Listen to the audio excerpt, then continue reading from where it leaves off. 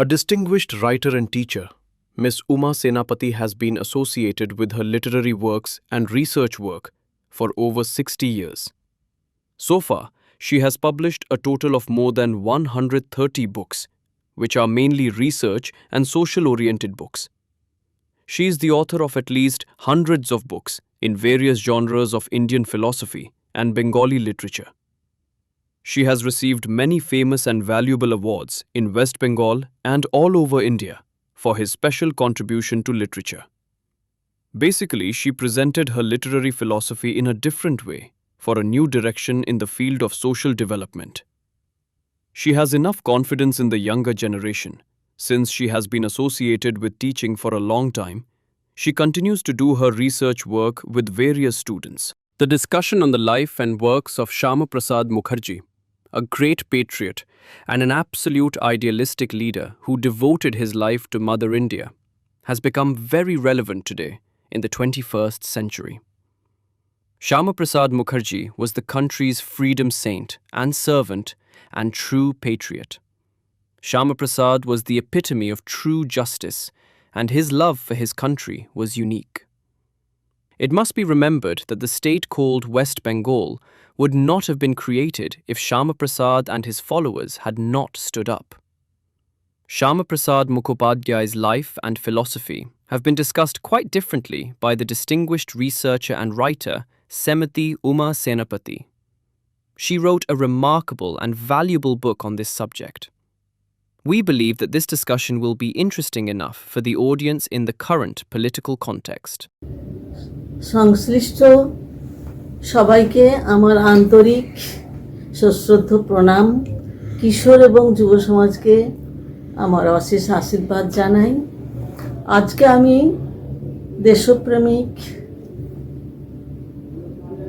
দেশপ্রেমিক ভারত কেশরী শ্যামাপ্রসাদ মুখোপাধ্যায়ের জীবন ও কর্মকাণ্ড বিষয়ে কিছু বলবো। পৃথিবীতে এমন এক মহামানব এই বাংলার ভূমি সন্তান, যিনি অতুলনীয় দেশপ্রেমিক ও দেশসেবক বিশ্ব পরিচিত। এই পশ্চিমবাংলার তথা কলকাতার মানুষ, তিনি হলেন স্মরণীয় শ্রদ্ধেয় শ্যামাপ্রসাদ মুখোপাধ্যায়। মহান দেশপ্রেমিক এবং ভারত মাতার প্রতি উৎসর্গীকৃত প্রাণ এক পরম আদর্শবাদী নেতা শ্যামাপ্রসাদের জীবন ও কর্ম নিয়ে আলোচনা আজ একবিংশ শতাব্দীতে খুবই প্রাসঙ্গিক হয়ে উঠেছে। স্বাধীনতা পরবর্তী সময়ে এদেশের গণতান্ত্রিক ব্যবস্থার সুযোগ নিয়ে নিজেদের হীন স্বার্থ চরিতার্থ করার জন্যে প্রায় সব শ্রেণীর রাজনীতিকরা শ্যামাপ্রসাদকে নিয়ে বিকৃত ইতিহাসের নির্মাণ করেছে। দেশের যুব সমাজে দেশদ্রোহী নেতাদের মিথ্যা ইতিহাস তৈরি ও প্রকাশে তার সম্পর্কে এতটাই নেতিবাচক প্রচার চলেছে যে দীর্ঘকাল বাঙালি ভুলে গিয়েছিল পশ্চিমবঙ্গ নামক রাজ্যটাই তৈরি হতো না যদি শ্যামাপ্রসাদ তাঁর অনুগামীদের নিয়ে রুখে না দাঁড়াতেন। অন্ধকার রাত্রি শেষে যেরূপ প্রভাতী সূর্যের আলোয় ধরিত্রী উদ্ভাসিত হয়, তেমনি সমস্ত কুৎসা ও অপপ্রচারের পরেও আজ নতুন দিনের যাত্রা শুরু হয়েছে শ্যামাপ্রসাদের আদর্শে গড়া পথে।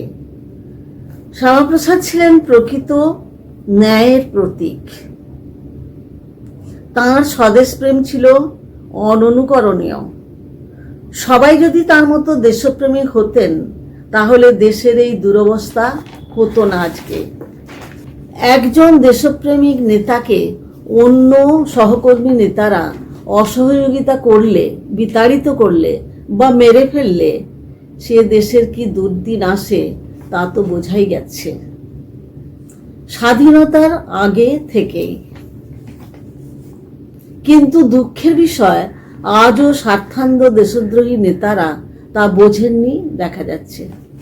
শ্যামাপ্রসাদ স্বাধীনতার আগের ও পরের আত্মত্যাগী ও সংগ্রামী প্রখ্যাত দেশপ্রেমী ও দেশসেবী নেতা ও কর্মযোগী মহামানব, কিন্তু তার জীবনচর্যা দেশে যথাযথ হয়নি। হতে পারে তিনি নেতাজি অনুগামী ও জনসংঘ বা কোনো রাজনীতি মতাদর্শে বিশ্বাসী ছিলেন, কিন্তু সবার ঊর্ধ্বে তিনি মুক্তি সাধক, দেশ সেবক ও প্রকৃত দেশপ্রেমিক। তাকে চক্রান্ত করে আমাদের স্বাধীন ভারতের প্রভাবশালী নেতারা যদি না মারতেন, বরং সহযোগিতা করতেন তার সঙ্গে, তাহলে আজ আমাদের স্বাধীন দেশ বহু সমস্যামুক্ত হয়ে প্রকৃত সমৃদ্ধ, উন্নত, শান্তিপূর্ণ দেশ হতো। কোন রাজনৈতিক মতাদর্শে প্রভাবিত যুবকরা বা দুষ্কৃতীরা এই জঘন্য কাজ করলো এবং কেনই বা করলো, এসবের সঠিক অনুসন্ধান, উপযুক্ত বিচার, প্রতিকার, শাস্তি দরকার সারা দেশে। দেরি হলেও দেশের মানুষের ভুল ভাঙার আন্দোলন ও নতুন নতুন সৎ উচিত ব্যবস্থা প্রণয়ন দরকার কঠোরভাবে। তিনি দেশের ও মানুষের ভালোর জন্য যেসব কর্মকাণ্ডের কথা বলতেন, সেসব তো কেউ শোনেননি।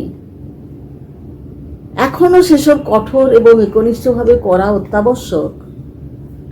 দেশের প্রকৃত ইতিহাস ও প্রকৃত দেশপ্রেমীদের চিনে নেবার সময় এসেছে আবার আজকে, ভ্রান্ত দিগ্ভ্রষ্ট দেশবাসী ও নেতাদের।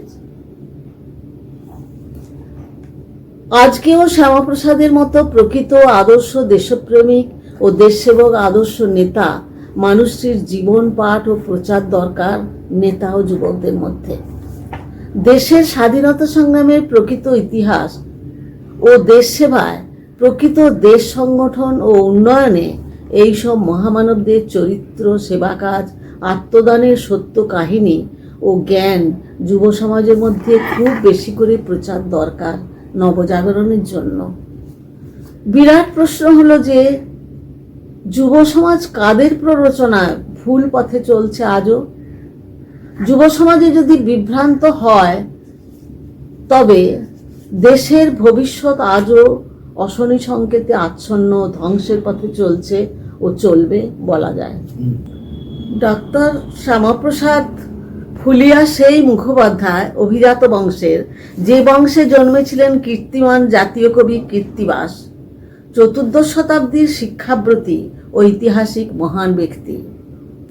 শ্যামাপ্রসাদ জন্ম নেন 1901 6 জুলাই কলকাতার ভবানীপুরে। তাঁর পিতা প্রখ্যাত আইন বিশারদ, কলকাতা হাইকোর্টের বিচারপতি, কলকাতা বিশ্ববিদ্যালয়ের তদানীন্তন উপাচার্য ও রূপকার স্যার আশুতোষ মুখোপাধ্যায়, সাহসী, তাই বাংলার বাঘ নামে আখ্যায়িত। শ্যামাপ্রসাদ 5 বছর বয়সে স্কুলে যাবেন জিদ্ধরায়।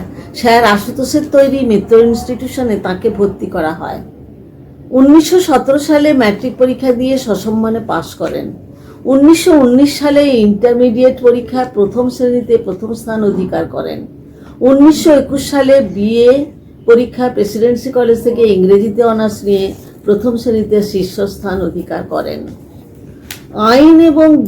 আইএ ও বিএ পরীক্ষায় প্রথম স্থান অধিকার করায় শ্যামাপ্রসাদ বিশ্ববিদ্যালয়ের বঙ্কিমচন্দ্র রৌপ্য ও স্বর্ণপদক লাভ করেন। 1922 সালে বড় ভাই রমাপ্রসাদের সঙ্গে শ্যামাপ্রসাদের চেষ্টায় এবং স্যার আশুতোষের পৃষ্ঠপোষকতায় বঙ্গবাসী পত্রিকা প্রকাশিত হয়। বাবার ইচ্ছে শ্যামাপ্রসাদ বাংলা এমএতে ভর্তি হন। 1923 সালে তিনি প্রথম বিভাগে প্রথম হয়ে এমএ পাশ করেন। তারপর 1924 সালে আইন পাশ করেন প্রথম হয়ে। মাত্র 23 বছর বয়সে তিনি কলকাতা বিশ্ববিদ্যালয়ের ফেলো নির্বাচিত হন।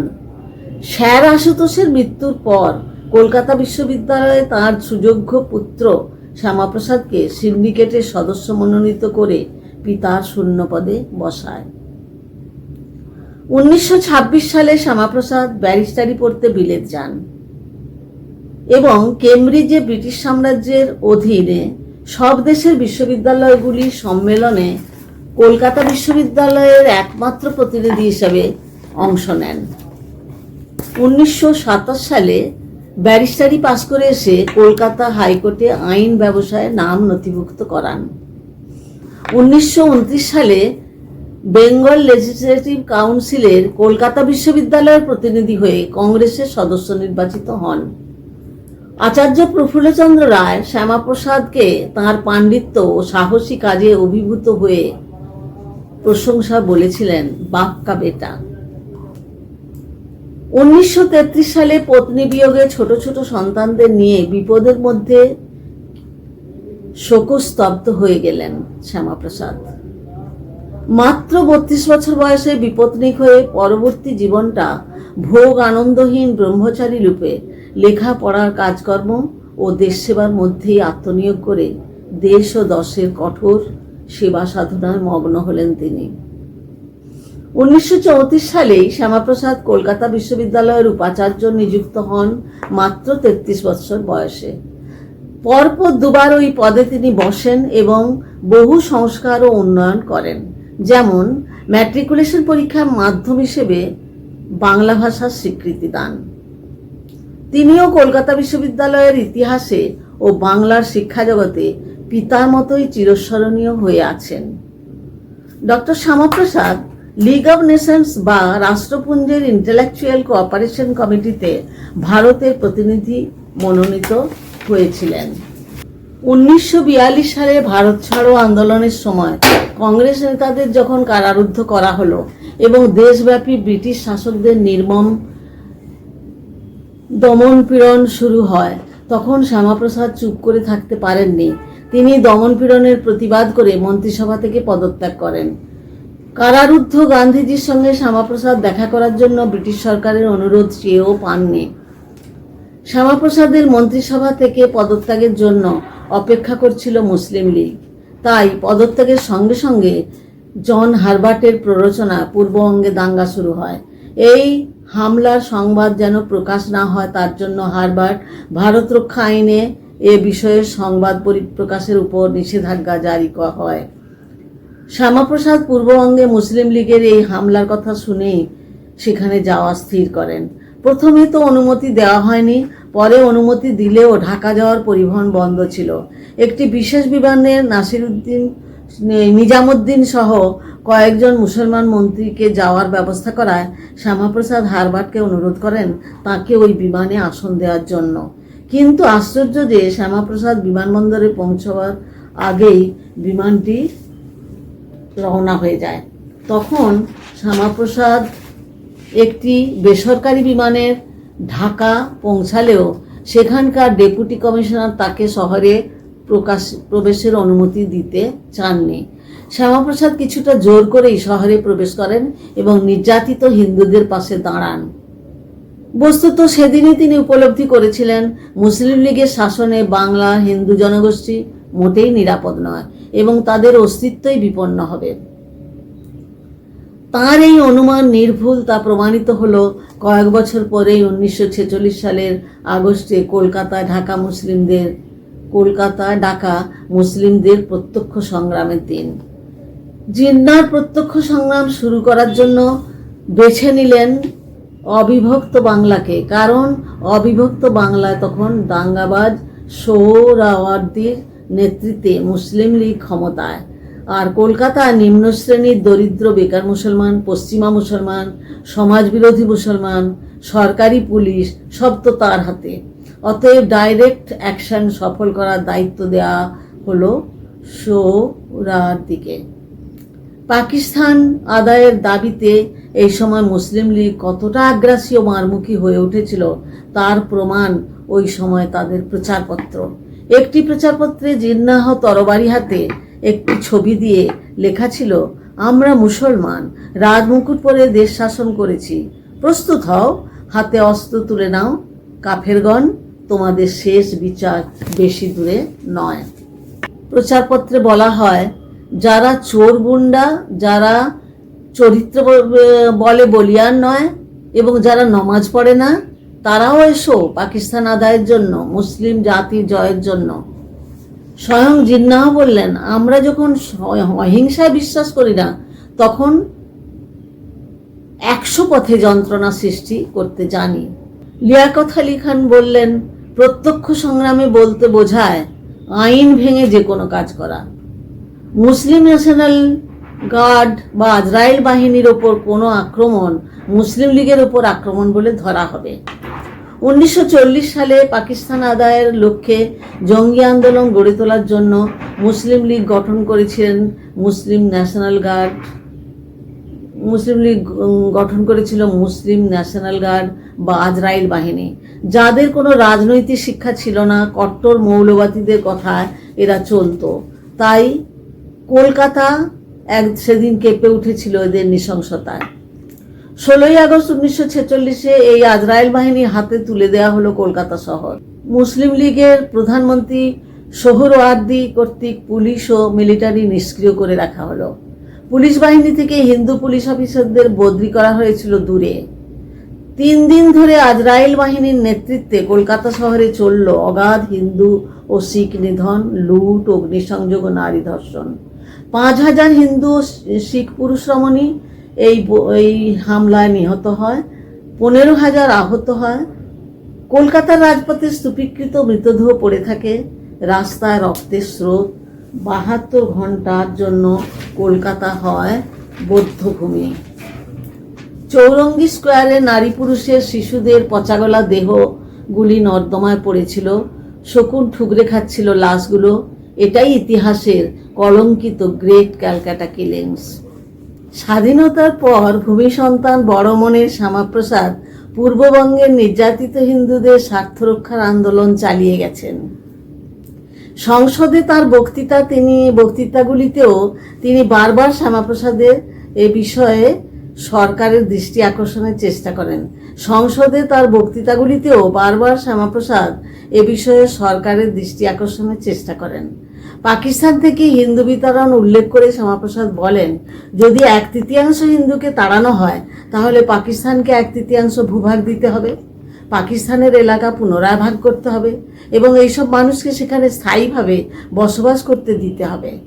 অবশ্য শ্যামাপ্রসাদকে দীর্ঘ লড়াই চালাতে সুযোগ দেওয়া হয়নি, কেননা 1953 সালে 23শে জুন কাশ্মীরে শেখ আবদুল্লার কারাগারে তার মৃত্যু হয়।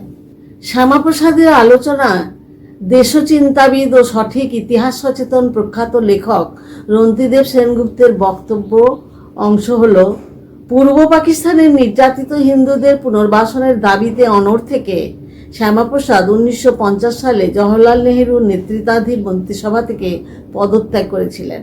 স্বাধীনতার আগেই শ্যামাপ্রসাদের আশঙ্কা ছিল পাকিস্তানের সংখ্যাগরিষ্ঠ হিন্দু সম্প্রদায়ের জীবন ও সম্পত্তির নিরাপত্তা বিঘ্নিত হবে।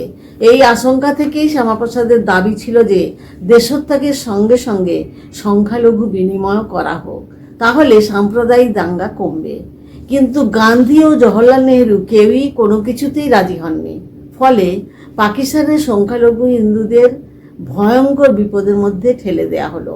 স্বাধীনতার পরেই এখনো তা চলছে এবং এজন্য অবস্থা চরমে পৌঁছায় 1950-এর ফেব্রুয়ারিতে মুসলিমদের উল্টোভাবে মিথ্যা প্রচার শুরু হয় যে কলকাতায় ধর্মান্তকরণ ও মুসলিম অত্যাচার হচ্ছে। সুতরাং উন্মত্ত জনতা কর্তৃক ঢাকা শহরে হিন্দু বাড়িঘর আক্রমণ শুরু হয়, হিন্দুদের বাড়িতে অগ্নিসংযোগ এবং লুটপাট করা হয়, হিন্দু মহিলাদের অবাধে ধর্ষণ অত্যাচার হয়। ট্রেন ও স্টিমারে করে যেসব হিন্দু ঢাকায় আসছিলেন তাদের খুন করা হয়। ঢাকা ছাড়াও শ্রীহট্ট, চট্টগ্রাম, ময়মনসিংহ, নোয়াখালী সর্বত্র শুরু হয়ে যায় হিন্দু নিধন। নিজেদের স্বার্থ উদ্ধারের জন্য বহু হিন্দু নেতাদের লোভও দেখিয়েছিলেন মুসলিম লীগ, কিন্তু তারাও শেষে বিতাড়িত ও অত্যাচারিত হয়। তাই দেখা গেল তফসিলি নেতা যোগেন্দ্র মণ্ডল পাকিস্তানের মন্ত্রিসভা থেকে পদত্যাগ করে পালিয়ে এলেন কলকাতায় এবং পদত্যাগপত্রে লেখেন পরিষ্কার যে পাকিস্তানে হিন্দুদের সব দিক থেকে বঞ্চিত করে তাদের রাষ্ট্রহীন অত্যাচারিত নাগরিকে পরিণত করেছে। হিন্দুদের একতার অভাবও ছিল দেশভাব ও দাঙ্গার বড় কারণ। দেশদ্রোহী জওহরলাল নেহরুদের তখনও চৈতন্য হলো না। পাকিস্তানের এই হত্যালীলার ব্যাপকতায় লোক দেখানো সহানুভূতিতে পাক প্রধানমন্ত্রী লিয়াকত আলী খানকে আলোচনার জন্য দিল্লিতে আমন্ত্রণ জানালে তিনি যেন বন্ধুভাবেই দিল্লিতে আসেন এবং দিল্লিতে 7 দিন থাকেন। এই সময়েই নেহেরু লিয়াকত চুক্তি সম্পাদিত হয়। চুক্তিতে বলা হয় উভয় সরকার নিজ নিজ দেশে সংখ্যালঘুদের যাবতীয় নিরাপত্তা সুনিশ্চিত করবে, যাতে সংখ্যালঘুরা দেশত্যাগ করতে বাধ্য না হয়, এবং ইতিমধ্যে যারা দেশত্যাগ করেছেন তাদের দেশে ফিরে যেতে উৎসাহ দেয়া হবে। ধূর্ত লিয়াকত আলী এই চুক্তিতে স্বাক্ষর করেছিলেন একটি বিশেষ উদ্দেশ্যে, যাতে পাকিস্তানে হিন্দু উচ্ছেদের ফলে ভারত কোনরূপ কঠোর পদক্ষেপ গ্রহণ না করে তা সুনিশ্চিত করতে। এই চুক্তিতে সই করিয়ে কার্যত নেহেরুকে বোকা বানিয়ে লিয়াকত আলী পাকিস্তানে ফিরে গিয়ে পাকিস্তান থেকে হিন্দু বিতরণ করতে দ্বিগুণ উৎসাহে নেমে পড়লেন। নেহেরু কি সত্যি বোকা ছিলেন? তা নয়, আসলে দেশের প্রধানমন্ত্রীর কর্তব্য বিষয়ে তিনি একনিষ্ঠ ছিলেন না। মুসলমান প্রীতি ও তোষণের জন্য হিন্দুদের প্রতিও তার কোনো মায়া মমতা ছিল না। নেহেরু লিয়াকত আলী চুক্তির কিছুদিন পরেই পাকিস্তানে একটি গোপন সার্কুলার পূর্ব পাকিস্তানের সবকটি বাণিজ্যিক প্রতিষ্ঠানকে নির্দেশ দেওয়া হলো কোনো অমুসলমান ব্যক্তিকে চাকুরিতে নিয়োগের আগে যেন জেলা ম্যাজিস্ট্রেটের অনুমোদন নেওয়া হয়। আবার অন্যদিকে আরেকটি সার্কুলারে জেলা ম্যাজিস্ট্রেটকে বলা হয় হিন্দুদের ছেড়ে যাওয়া জমি জায়গা বাড়ি তাদের ফিরিয়ে না দিয়ে সেসব যেন মুসলমানদের ভিতর বিলি বন্টন করে দেওয়া হয়। নেহেরু লিয়াকত চুক্তি যে কোনো কাজের হাসবে না, বরং এই চুক্তি পূর্ববঙ্গের হিন্দু জনগোষ্ঠীকে আরও বিপদের মুখেই ঠেলে দেবে তা বুঝতে পেরেছিলেন শ্যামাপ্রসাদ। তাই তিনি বলেছিলেন যে নেহেরু পূর্ববঙ্গের 1,11,00,000 হিন্দুর সঙ্গে বিশ্বাসঘাতকতা করেছেন। সেই জন্যই তিনি মন্ত্রী হিসেবে এই চুক্তির বিরোধিতা করেছিলেন এবং শরণার্থী সমস্যা সমাধানের জন্য প্রস্তাব দিয়েছিলেন দুদেশের পুনর্মিলন, সংখ্যালঘু বিনিময় ও দুদেশের সীমানা পুনর্নির্ধারণ। কিন্তু পাকিস্তান শোনেনি এবং নেহেরুরও মাথা ব্যথা ছিল না। জীবিত স্বাধীনতা সংগ্রামীরা সবাই কিন্তু প্রশাসনের না ঢুকে ভোগসর্বস্ব না হয়ে নিজেদের সাধ্যমতো দেশের সেবা করে যাচ্ছিলেন, একান্তে, আমৃত্যু, একাকিত্ব, কঠোর সংগ্রামে ও অর্থাভাবে।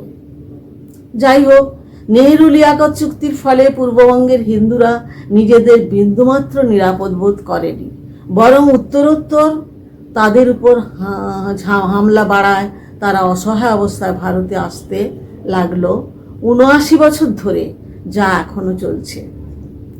1951 সালে রাওয়ালপিন্ডিতে আততায়ীর গুলিতে প্রাণ হারালেন লিয়াকত আলী। এই হত্যাকাণ্ডের জন্য ভারতকেই দায়ী করে পাক পত্রপত্রিকাগুলিতে চড়া সুরে ভারত বিরোধী প্রচার শুরু হয়। ফলে হিন্দুদের উপর অত্যাচারের মাত্রা আরও বাড়ে এবং পশ্চিমবাংলার বর্ডার পেরিয়ে নানা উদ্বাস্তুরা আসতেই থাকে অবাধে চিরকাল, অপদার্থ ভারতীয় নেতাদের অপশাসনে। 1952 সালের মে মাসে সংসদে শ্যামাপ্রসাদ বারবার পূর্ববঙ্গের হিন্দুদের কথা বললে নেহেরু কোনো সদর্থক উত্তর না দিয়ে শুধু বলতেন ভারতের সংখ্যালঘুদের প্রতি দুর্ব্যবহার করা হচ্ছে। কার্যত ভারতবর্ষের লোক, ভারতবাসী, ভারতের প্রধানমন্ত্রী নেহেরু নিজেই শত্রু পাকিস্তানের হাতে আরও অপপ্রচারের, মিথ্যা প্রচারের অস্ত্র তুলে দিচ্ছিলেন। সুতরাং বলা যায় ভারতের দেশদ্রোহী নেতাদের জন্যই পাকিস্তানে হিন্দু অত্যাচার হয় ও বাস্তুরূপে তারা ভারতে আসতে থাকে, যা আজও চলছে। এরপর 1940 সালের শিবরাত্রিতে এক বিরাট হিন্দু সম্মেলনে ডাকেন প্রণবানন্দ স্বামী। এতে সভাপতিত্ব করেন স্যার মনমথনাথ মুখোপাধ্যায়। এখানেও রক্ষীদল গঠনের সিদ্ধান্ত হয়। এ সময়েই স্বামীজি মহারাজ পূর্ব, উত্তর ও দক্ষিণবঙ্গের গ্রামে গ্রামে ঘুরে বলেন, আত্মরক্ষার জন্য সংঘবদ্ধ উদ্যোগী না হলে কেবল রাজনৈতিক আপোষে বিপন্ন হিন্দুরা নিরাপদ হবে না, নিজেদের ঐক্যশক্তি, বীরত্বের জাগরণ চাই ইত্যাদি বহু জাগরণবাণী ও বক্তব্য তিনি রাখেন। কিন্তু এরপর ক্ষণজন্মা মহাপুরুষ 45 বছর বয়সেই মহাপ্রয়াণ ঘটে 8ই জানুয়ারি 1941। তারপরই তো হিন্দু নেতৃত্বের অভাব ঘটল। তাই আগেই 1940 সালে জন্মাষ্টমীর সময়ে কলকাতার হিন্দু সম্মেলনে সংঘগুরু সর্বপ্রণবানন্দ স্বামী অনেক দূরদর্শিতার পরিচয় দিলেন। নিজের গলার মালা প্রিয় যোগ্য হিন্দু নেতা মহান শ্যামাপ্রসাদের গলায় পরিয়ে ভাবি দিনের হিন্দু নেতাকে বরণ করে নিলেন। তা পরে প্রমাণিত হয়েছে। সংবিধান অনুসারে ধর্মনিরপেক্ষ বলতে যার যার ধর্ম সংস্কৃতি ও আচার আচরণ সদাচারের স্বাধীনতা বোঝায়, কিন্তু বাস্তবে নিজ দেশে আজও সংখ্যালঘুর হিংস্র আচরণ ও অত্যাচার সংখ্যাগুরুর প্রতি অতীব দুঃখজনক হয়। তাই তো আজও হিন্দু সমাজের সাম্য, ঐক্য, সংঘবদ্ধতা ও আত্মরক্ষার উদ্যোগ প্রয়োজন। এজন্য সৎ, আদর্শ, দেশপ্রেমের নিঃস্বার্থ নেতৃত্ব আবশ্যক। যুব সমাজ প্রকৃত মানুষ হয়ে গড়ে উঠুক, তাদের প্রকৃত ধর্মবোধ, মানবিকতাবোধ জাগুক, তাহলেই দেশের প্রকৃত উন্নয়ন এবং নাগরিকদের সুখ, আনন্দ, শান্তি আসবে। তখন মহামানবদের স্বপ্ন নবভারত বিশ্বকে পথ দেখাবে।